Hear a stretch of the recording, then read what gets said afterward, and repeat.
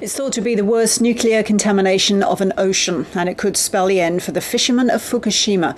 While boats are still going out, their catches are being withheld from sale and are instead being sent straight to the lab for analysis.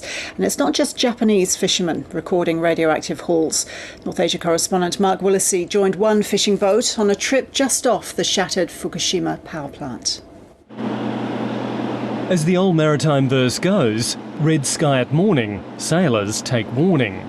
But it's too late for these crews heading out to the Fukushima fishing grounds. The operator of the nuclear plant repeatedly ignored warnings about a big tsunami, and now their way of life has been poisoned by the meltdowns. I think it's impossible for our industry here to recover in my lifetime. Even if we do get back on our feet, who will buy our fish? From his boat off the coast, Akira Kaya witnessed one of the Fukushima reactor buildings explode the day after the tsunami hit. Now everything he hauls from the sea is sent to a laboratory rather than the market. So we're only about 20 kilometres from the Fukushima nuclear plant, and because of the southerly current, these are some of the most contaminated waters.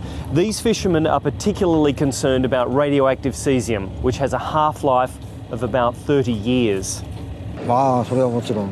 Of course I'm angry with the nuclear plant operator TEPCO. I'm a fisherman and I've lost my income. But it's not just the fishermen of Fukushima worried about what they catch.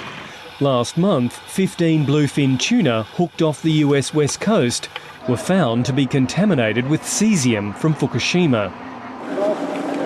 Back at port, just south of the nuclear plant, the fish are sorted by species before being sent to the lab.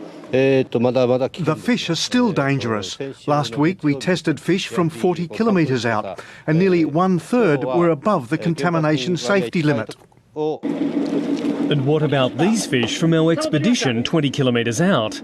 The ABC was later told a quarter of the catch was above the maximum radiation limit. One fish had contamination levels 16 times what's considered safe. Mark Willesee, ABC News, Fukushima.